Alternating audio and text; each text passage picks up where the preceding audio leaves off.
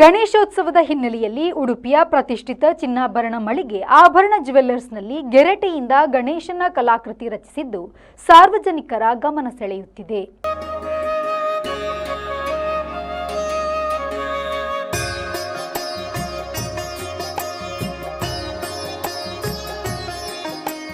ಕಲಾವಿದರಾದ ಶ್ರೀನಾಥ್ ಮಣಿಪಾಲ, ವೆಂಕಿ ಪಲಿಮಾರು ಮತ್ತು ರವಿ ಹಿರೇಪೆಟ್ಟು ಅವರು ಈ ಕಲಾಕೃತಿಯನ್ನು ರಚಿಸಿದ್ದು, ಇದಕ್ಕಾಗಿ 500ಕ್ಕೂ ಅಧಿಕ ಗೆರಟೆಯನ್ನ ಬಳಸಿದ್ದಾರೆ. ಕಲಾಕೃತಿಯು ಸುಮಾರು 80 ಅಡಿ ಎತ್ತರವಿದೆ. ಈ ಕಲಾಕೃತಿಯನ್ನ ಆಭರಣ ಜ್ಯುವೆಲ್ಲರ್ಸ್ ಸಮೂಹ ಸಂಸ್ಥೆಯ ವ್ಯವಸ್ಥಾಪಕರಾದ ಮಹೇಶ್ ಎಂ ಕಾಮತ್ ದೀಪ ಬೆಳಗಿಸಿ ಉದ್ಘಾಟಿಸಿ ಅನಾವರಣಗೊಳಿಸಿದರು.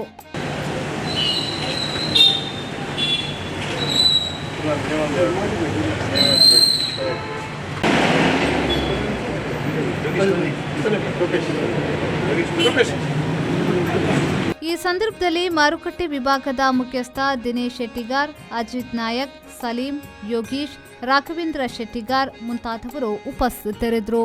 ಈ ಕಲಾಕೃತಿಯನ್ನ 10 ದಿನಗಳ ಕಾಲ ಸಾರ್ವಜನಿಕ ವೀಕ್ಷಣೆಗೆ ವ್ಯವಸ್ಥೆ ಕಲ್ಪಿಸಲಾಗಿದೆ.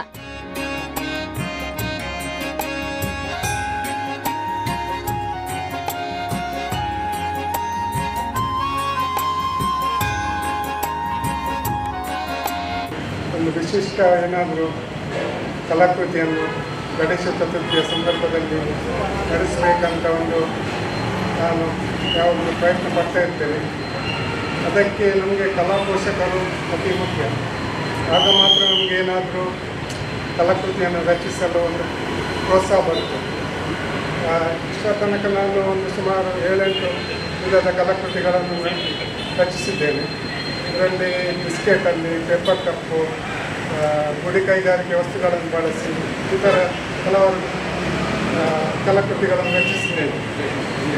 ಈ ಬಾರಿ ನಮಗೆ ಆಭರಣ ಜ್ಯುವೆಲ್ಲರ್ಸ್ನ ಸಹಯೋಗದೊಂದಿಗೆ ಒಂದು ವಿಶಿಷ್ಟ ಕಲಾಕೃತಿಯನ್ನು ರಚನೆಗೆ ಒಂದು ಅವಕಾಶ ಸಿಕ್ಕಿದೆ.